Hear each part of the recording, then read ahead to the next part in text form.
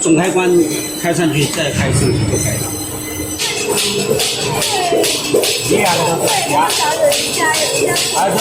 About speed, this speed is useful.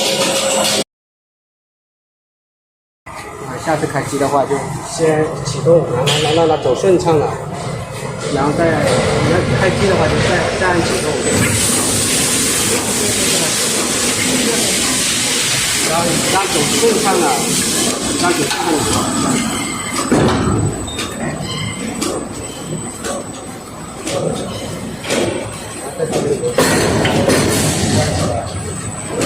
然后把这个胶水打开。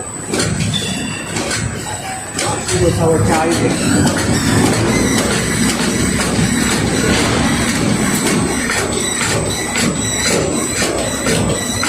刚开始的话，这个是胶水调好哦。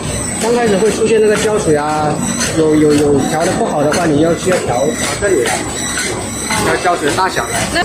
然后像这个是开胶了，胶水量不够，这个是好的，这个是不好的，然后你就会调这个大小。它是顺时针逆时针？这个是历史的，现在变大，你看这个量现在你要是太多了的话，你就关小，把它调小。就是每一个都要调吗？还是不用，你调一个就哪里没调。